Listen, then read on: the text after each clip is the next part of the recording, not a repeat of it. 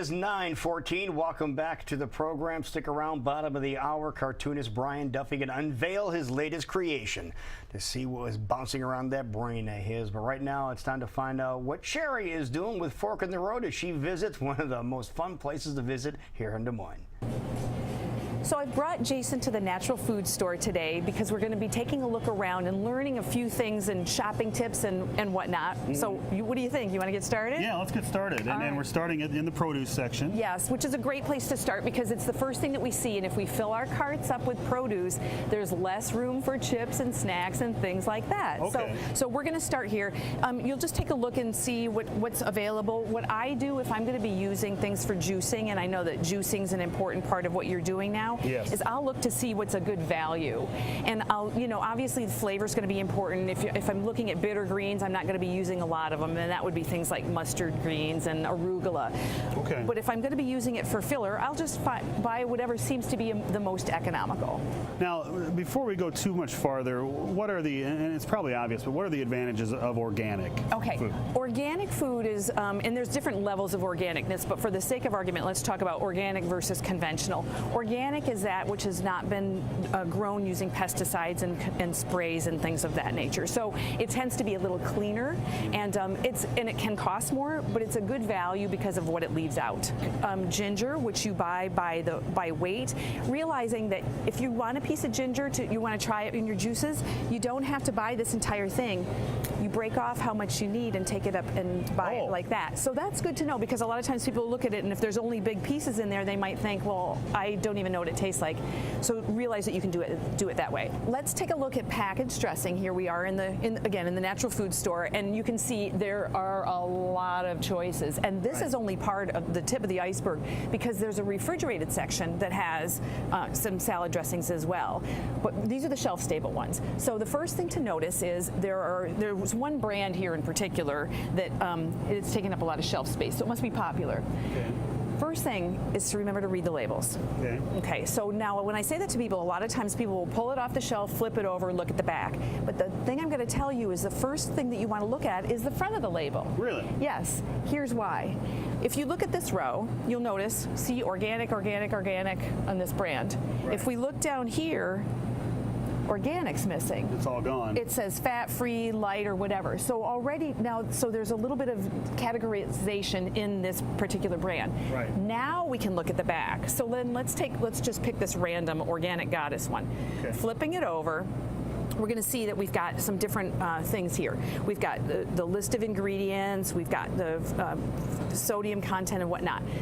A lot of people make the mistake of looking at one particular thing. They'll zone in on the oil, or they'll take a really close look at the amount of sugars or whatever.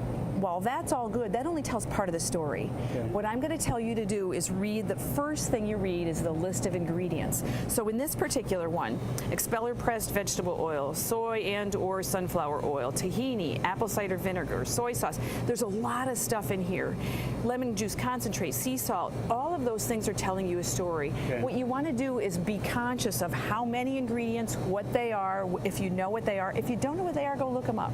Okay. So that's one thought. Once again, I'll remind you, this is not the only place that we can find these. There's some in the refrigerator, and the reason we would look in the refrigerator is fewer preservatives. Right. So this is shelf stable. There are going to be preservatives in it. Okay. Let's skedaddle down to the bulk section. Okay. Do you ever buy things in bulk, or? No, I really haven't much. Like these, the beans, I wouldn't know what to do with unless they were in a soup. Maybe that would be about it. Okay, perfect. Then that's a great reason to shop in bulk. And here's the gist. When you shop in bulk, you can get as little or as much as you want. So it's a great way. You can try every one of these things. You can just get a quarter of a cup of each if you wanted, and take it for a test drive rather than buying a big package. So if you read a recipe or you see something and you want to give it a little shot, just do it. Okay. A couple things to know about shopping in bulk. One is that it's by weight. So in this kind of with this kind of a dispenser, you just simply pull the lever forward, it fills up and whatever. And in this case, you would lift up the scoop in there, and then pull out what you needed. Okay. The other nice thing is, for example, let's use quinoa. We've got whole grain, black, and the tri-colored quinoa. You want to know how they taste and how they differ. Right. Just buy a little bit of each, cook up each in a pan, and taste them and see which one you like.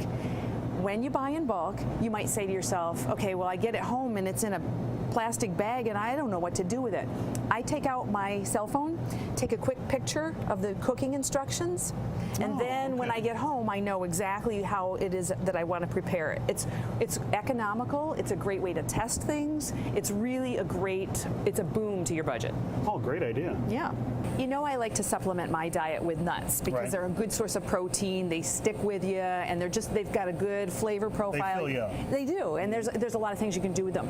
You might notice that the nuts that we have here are all located in the refrigerator. Yeah, I've never seen that before. That's odd. Yeah, and here's why. It's really the proper way to store nuts. Because nuts have so much oil in them, and oil can go rancid when it's exposed to air and light and heat, and that's why the proper way to store nuts is in the refrigerator. So like I said, I use them a lot in my cooking and food preparation. Give a thought to what it is you're going to be doing with the nuts themselves, and then make your decision from there. If you're going to be making a nut milk, for example, you probably don't want to be using the salted, sprouted ones because you don't want to add the salt. But if you're going to be using those as a snack, that might be an okay option. If you have got some nuts that you haven't tried, again, you can buy, just like in the bulk area, even though they're in a package already here, the store is real cooperative about taking a big bag and breaking it down for you. Okay. So the nice thing about buying local, you just take it up to the counter and say, would it be okay if I bought half of this? And they'll do that for you. Okay. My suggestion to you, if you're used to making things like almond milk, give another nut a try. Try walnut milk, pecan milk. Those are good options. The other thing is seeds make also good milk. You can substitute. Some people have nut allergies or some aversion to nuts, or they want to do a different profile, either from flavor or nutrition. Go ahead and substitute seeds. You'll be glad you did. So there's a lot to learn here, and we've only been down the first aisle. Yeah, there is a lot to know, but here's the thing I want you to take away from all this. Don't be intimidated. Everybody wants you to be healthier. Everybody wants to test drive things. So try things in bulk, do samples, come to events at the store. Just give it a try.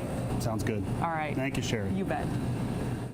It sounds like a lot of work. It's really not once you figure things out. And I learned so much going places with her. She really knows her stuff. And yeah, I'm down 10 pounds now, so stuff's working. Good. So the nuts, whatever you have nut-wise, keep them in the fridge? She says that's the proper way to Really? store them. I mean, they'll keep a long time, but apparently over time, if it's long enough, they'll get rancid and it's no good. But And Campbell's Nutrition, a great place to go. They're very knowledgeable there and have just an array of healthy don't be afraid to ask questions. stuff. Yeah, so I'm learning a ton. I'm really grateful to Sheree for helping me out. And besides the segments we have here, we also have her on Sundays. So we hope you can check it out right here on KCWI 23 HD. Fork in the Road, Sundays at 11 o'clock right here, as she gives you great recipes and takes you on a path to bring a little more healthy choices into I know your you're out there lifestyle. thinking that's the crazy vegan lady, but everything she's brought on the show Has been good. has been really good. It really has been. And she's not trying to change your entire diet. No. Just a little piece of it might make you feel better. Yep. Right. All right. It's 9:20.